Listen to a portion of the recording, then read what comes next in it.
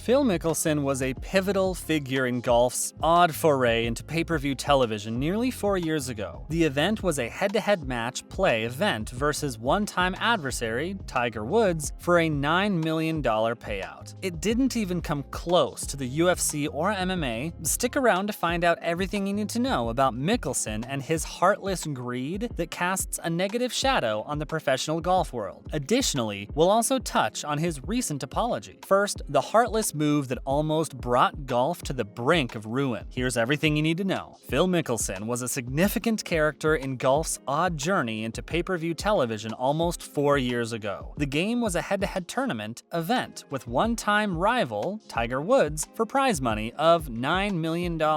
Although there was such a huge payout, it fell short of what many were expecting. It wasn't even close to the UFC or MMA. The match was awkward and plodding with long hikes up fairways, proving that one-on-one golf isn't exactly a televised television victory. Mickelson enticed Woods into a $280,000 side bet that he would birdie the first hole, as well as a $420,000 betting on closest to the pin at the 13th hole. Mickelson was the only one to win in the end, defeating Woods in the dark after 4 playoff holes and losing only 1 of 5 side bets. The proposed $2.9 billion Saudi-backed Super Golf League appeared all but guaranteed to get off the ground on Thursday, posing an existential threat to the PGA and European tours. The Saudi plan, however, has fallen apart catastrophically in the span of a 4-day tournament on the America's West Coast. The Splinter League is still on track to launch, but with the greatest names in golf recommitting to the PGA Tour, it could be doomed from the start. Mickelson's comments, which have been condemned as morally bankrupt and breathtakingly greedy, were the tipping point. Mickelson acknowledged Saudi Arabia's dismal human rights record in remarks to biographer Alan Shipnuck, which were made public on Thursday via the Fire Pit Collective website. He specifically mentioned the 2018 death of Washington Post journalist Jamal Khashoggi. Despite this, he showed an interest in joining the Saudi-backed breakaway tour in order to gain leverage over the PGA Tour. The remarks have the potential to be a permanent blemish on the 6-time major winner's legacy. Mickelson's golfing success has long been linked to his renowned proclivity for gambling on the course. The match was the moment the two became husband and wife, and it was oddly honored. But at this point in Mickelson's career, it's evident that Mickelson values financial gain as much as he values winning and gamesmanship. Number 8 in the world. Mickelson's comments were dubbed egotistical by Justin Thomas, while Rory McIlroy went even further, calling them naive, selfish, egotistical, and ignorant. By Rory McIlroy, I cannot think of a more ethically bankrupt comment that any public figure could make. Golf Channel expert Eamon Lynch said. Jennifer Rubin, a columnist for the Washington Post, was equally harsh in her evaluation, saying Mickelson showed breathtaking greed and blatant contempt for others' misery. It's blatantly clear at this point in time that Phil Mickelson is not the most morally sound and ethical person, and probably not the best guy. His reputation continues to suffer, with all the negative stories surrounding his name circulating the web. Let us know what you think of Phil Mickelson and everything that has been playing out in the media. Next, Phil Mickelson apologizes for his hurtful comments. Phil Mickelson has finally issued an apology for remarks he made about the Saudis and a potential Super League, which he claims were made off the record and were not intended to be made public. Mickelson also stated in a statement that pressure and stress have been affecting him at a deeper level over the previous 10 years, and that he requires time away. He did not, however, say whether he would take a break from golf. He went on to say that he was beyond disappointment, and that he would make every effort to self-reflect and learn from this. Mickelson, who had endorsement deals worth around $30 million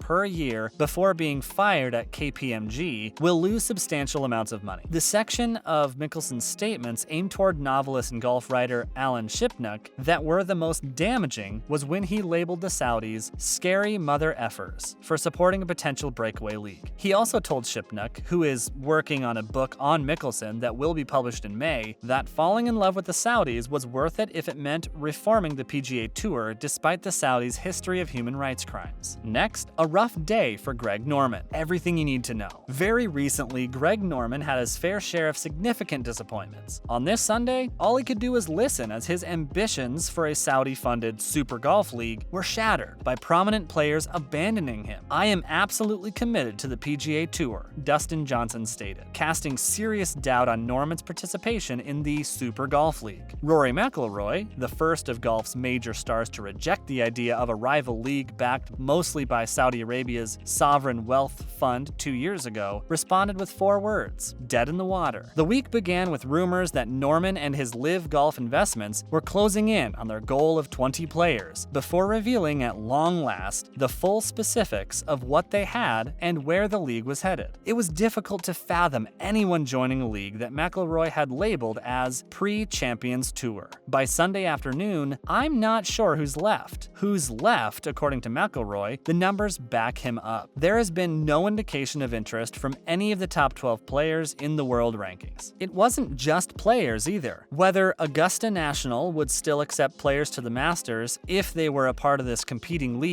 was one of the biggest unknowns. The PGA Tour made it plain that golfers could not participate in both events. The Ryder Cup was on the line, which explains why Europe has yet to name a captain. The bigger question is what Norman will do next. Norman was expected to disclose his lineup of players during the Florida Swing, which was reported to occur after the Masters and then after the PGA Championship at the start of the week. When he announced his involvement 4 months ago, he promised a fresh beginning, but it's beginning to seem like the end. Joaquin Niemann refused to say anything about the Saudi League on 2 occasions, leading to speculation that he was considering it. After a 2-shot triumph over a field that included all of the world's top 10 players, he sounded a different tune. "Nothing compares to how I'm feeling right now," Niemann remarked. "There's nothing that compares to winning a PGA Tour event, earning a trophy, having Tiger there, all the history behind it. Why Rory McIlroy is over everything going on in the golf work right now." Rory McIlroy says he's sick of hearing about the proposed $2.9 billion Saudi-backed Super Golf League, which now appears to be on the verge of taking off and transforming the sport as we know it. A renowned PGA Tour agent told noted golf journalist Alan Shipnuck that the competition will go public next month after getting the signatures of at least 20 players. The Players' Championship, the PGA Tour's flagship tournament and widely regarded as the unofficial 5th major, is anticipated to make the official announcement. Rory McIlroy says he's sick of hearing about the suggested $2.9 billion Saudi-backed Super Golf League, which now appears to be on the verge of taking off and transforming the sport as we know it. A renowned PGA Tour agent told noted golf journalist Alan Shipnuck that the competition will go public next month after getting the signatures of at least 20 players. The Players' Championship, the PGA Tour's flagship tournament, and widely regarded as the unofficial 5th major, is anticipated to make the official announcement. For more than 2 years, it's been the hottest topic in golf, proving to be nothing more than a major distraction for its critics, led by McIlroy. The 4-time major champion is adamant about not joining as much as he is adamant about talking about it. Others, on the other hand, are curious and interested in joining this new Super League. Genuine stars of the game, both current and emerging, are exhibiting interest in the Rebel League led by Greg Norman and are on the verge of defecting from the PGA Tour. Money speaks louder than McIlroy could ever speak. "Oh, I'm so sick of it," McIlroy told reporters ahead of the Genesis Invitational at Riviera, where the Super Golf League has been the topic of much discussion this week. For the younger guys, it appears to be a huge danger. This isn't just an opinion felt by McIlroy, but various other big golfers. It remains to be seen whether this new league will go ahead, but it's definitely the talk of the golf world at the moment. And there you have it. Everything you need to know about the heartless move that almost ruined golf moral integrity. Additionally, we also touched on Phil Mickelson's eventual apology and how other golfers are feeling about this Saudi special league. Make sure to let us know your thoughts down below. But if you enjoyed today's video, don't forget to like and subscribe so you never miss any of our new and upcoming content.